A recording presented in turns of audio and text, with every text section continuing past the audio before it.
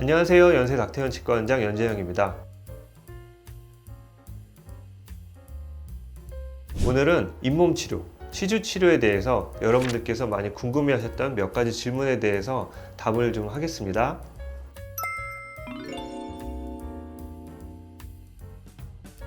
이가 흔들려서 이를 빼게 되는 경우가 있는데, 그런 경우에는 이가 빠지고 나서 몇 개월 안에는 큰 문제가 생기진 않습니다.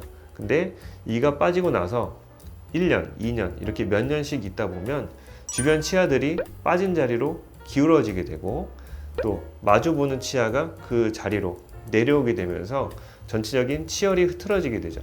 그 쓰러진 부위는 이가 잘 안 닿고 반대쪽은 잘 닿는다든지, 아니면 전체적으로 치열이 무너지면서 앞니가 앞으로 쓰러져서 나오는 느낌이 나실 수가 있는데요. 그렇게 치열이 무너지게 되면 전체적인 치열을 다시 회복하기는 굉장히 어려운 일이기 때문에 이가 없어진 경우에는 즉시 그 치과에 가셔서 상담을 받으시는 게 좋으시고요. 만약에 해외에 거주하시는 분들이 그런 일이 생겼다고 하면 현지에서라도 치과 치료를 받으시거나, 아니면 현지에서 치과 치료 받기가 좀 여의치가 않은 경우라면 입국을 하셨을 때 바로 치과에 오셔서 상담을 받으시는 것을 추천드립니다.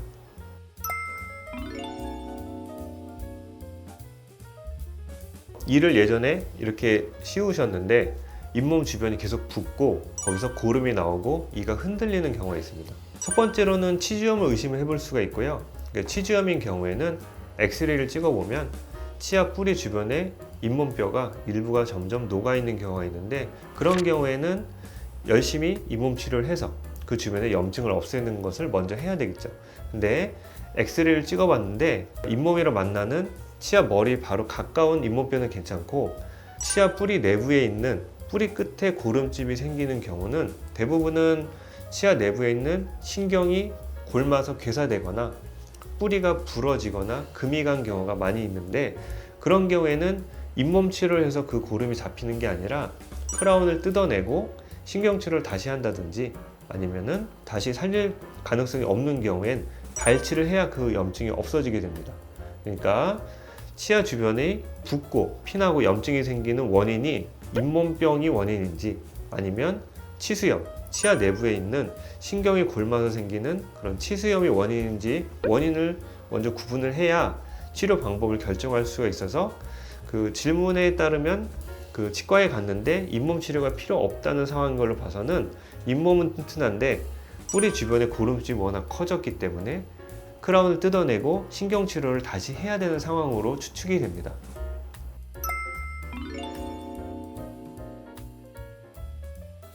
이가 없어져서 방치가 됐는데 거기에 이제 그 치과를 오랜만에 갔더니 그 주변 치아들 추가로 서너 개를 더 빼세요 라고 하는 경우가 있죠. 그거는 잇몸병이 쭉 있는 경우에는 주로 주된 치아 한두 개가 안 좋고 그 주변 치아들은 약해져 가고 있는 경우가 있습니다. 그래서 처음에 가장 안 좋은 치아를 하나 빼고 나면 염증이 가장 큰 덩어리가 없어지기 때문에 일시적으로는 좀 편하게 느끼시는 분들이 계시고, 그렇게 없어지고 나면 그 주변 치아들도 사용하는데 크게 무리는 없는 경우가 있습니다. 근데 당장 활성화되어 있는 염증이 없으면 그 치아가 흔들리는 느낌도 적고 평상시에 사용할 때 큰 문제는 없으셨기 때문에 이거를 빼야 되나? 라고 생각하실 수가 있는데, 임플란트 할 때 그런 추가적인 발치를 권유드리는 이유는 잇몸뼈가 많이 없어져 있을 때 그렇게 잇몸이 좋지 않은 치아들을 남겨놓고 중간에 하나 임플란트를 딱 넣어놓으면 그 주변 치아도 갑자기 임플란트를 했는데 다 망가지는 경우도 있고, 또 임플란트 했던 치아 자체가 망가지는 경우가 있습니다. 즉 임플란트 수술하기 위해서 주변 안 좋은 치아들 잇몸까지 다 열고 이렇게 뼈 이식하고 하는 과정에서 갑자기 흔들리다가 이를 빼야 된다 이렇게 설명을 들으실 수가 있는데, 즉 잇몸이 안 좋아져 있는 부분은 임플란트 수술을 할 때 주변 인접 치아를 평가를 해서 이 치아들을 오래 쓰기가 어려우면 그 전략적으로 추가적인 발치를 권유드리는 경우도 있기 때문에 몇 군데의 치과에서 비슷한 진단을 받으셨으면 그렇게 진행을 하시는 것이 맞으실 것 같습니다.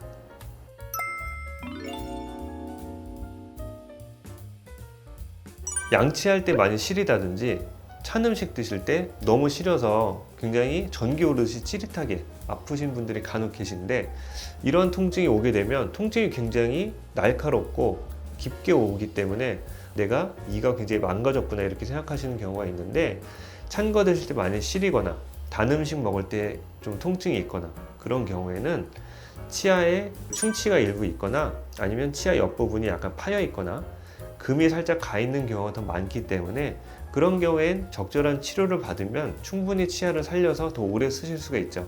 그럴 때 이거 치과 가면 빼라고 할까봐 무서워서 치과를 안 가고 버티시는 경우가 있는데, 오히려 버티다가 통증이 없어져서 무뎌지시게 되면 그런 신호에 대해서 적절한 반응을 할 수가 없기 때문에 치아를 망가뜨리는 오히려 지름길이 될 수가 있습니다.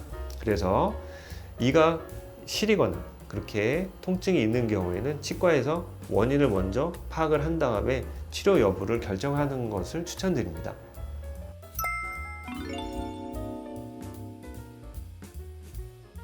이를 굉장히 많이 씌운 분들이 계시죠. 브릿지가 많고 또 크라운을 열 몇 개씩 입안에 가지고 계시는 분들이 계신데, 이런 분들일수록 사실 잇몸 치료를 더 꼼꼼하게 자주 받으셔야 됩니다.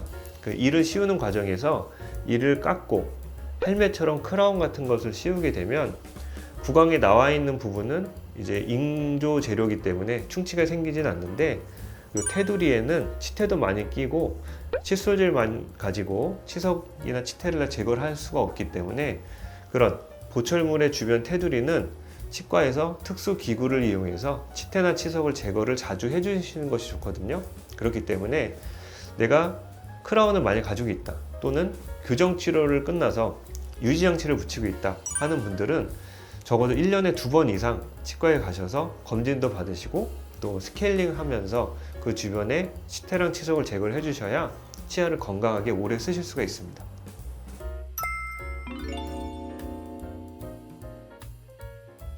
이가 약간 흔들리는데 발치 권유를 받으시는 경우가 있죠. 발치 의견은 치과마다 약간 다르실 수가 있는데, 어떤 치과에선 그 흔들리는 치아를 놔두게 되면 그 주변에 잇몸뼈가 급속히 없어지게 됩니다. 그 잇몸뼈가 많이 없어지면 나중에 임플란트를 하고 싶어도 그 자리에 하기가 좀 어렵기 때문에 조기에 발치를 권유드리는 경우도 있고, 다른 치과에선 이가 좀 흔들리는 증상이 있어도 임플란트를 할 수 있는 선까지는 이를 잘 남겨놨다가 그 이후에 치료를 들어가는 경우가 있기 때문에 최대한 보존적으로 하는 경우도 있죠. 그래서 상황에 따라 그런 치아를 살리는지 조기에 빼는지를 결정하는 것이 중요한데, 둘 다 사실 장단점이 있기 때문에 어느 방법이 어느 경우에 맞다 이렇게 100% 답안이 있는 건 아니고요. 내가 원하는 치료 방법이랑 그런 치과에서 제시하는 치료 방법이랑 상충되는 경우도 있고 잘 부합이 되는 경우가 있는데, 그런 것이 객관적으로 그 치아를 살렸을 때 그 이득이 되는지, 아니면 치아를 지금 발치를 했을 때 이득이 되는지를 한번 곰곰이 생각을 해보시고 결정을 하는 것을 추천드립니다. 그 치아를 발치를 하게 되면 그 발치한 부분, 주로 흔들려서 뺀 부분 같은 경우에는 잇몸뼈가 약간 부족하기 때문에 뼈 이식 하셔야 되고요. 뼈 이식하고 임플란트 치료 비용이 나오게 되겠죠. 그래서 평균 얼마 이렇게 비용이 나온다고 생각하시면 됩니다.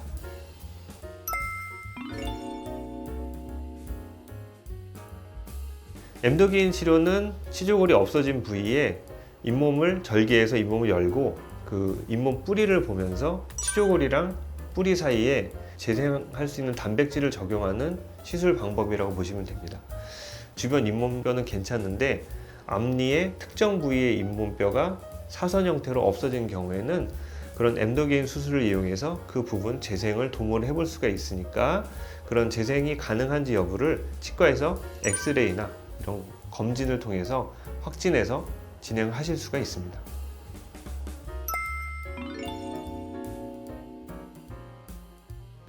엠도게인 치료는 기본적으로 잇몸 수술입니다. 잇몸 수술이라면 뭐냐면, 잇몸, 치은에 절개선을 넣어서 치은을 치조골에서 다 분리를 해야 됩니다.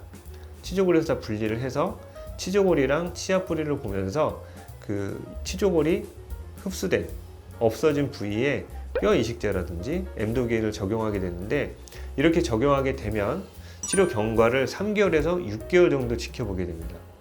그렇게 지켜보고 나서 잘 안 차게 되면 유지 관리 기간으로 가는데, 그렇게 유지 관리 기간을 갖다가 또 몇 년 뒤에 그 부분이 다시 안 좋아지면 다시 잇몸 치료하고 엠도게인 치료 다시 진행하는 경우도 있으니까 한 부분에 대해서 엠도게인 치료를 한 번만 할 수 있는 건 아니다, 이렇게 생각하시면 됩니다.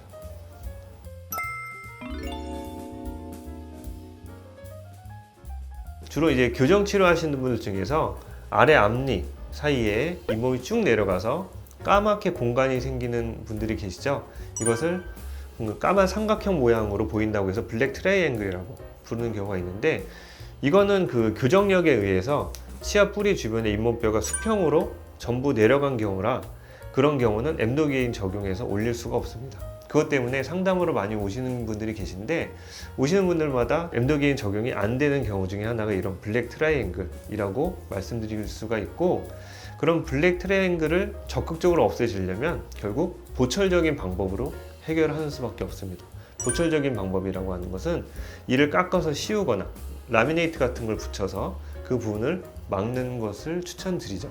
그렇지 않고 단순히 그 사이가 블랙 트라이앵글이 있는 것 자체가 걱정이 되시면 그냥 그 상태가 많이 불편하지 않으시면 그 상태대로 잇몸 관리를 해서 쓰시는 것이 치아로 봐서는 가장 좋은 방법입니다. 네, 오늘은 잇몸 질환, 잇몸 치료에 대해서 몇 가지 궁금하신 점에 대해서 답변을 드렸는데요. 추가로 궁금하신 점 있으시면 답글로 달아주시고, 또 자세한 설명 원하시면 치과로 연락을 주시거나 치과에 한번 오셔서 상담 받으시는 것을 추천드립니다. 지금까지 연세 닥터현 치과원장 연재영이었습니다. 감사합니다.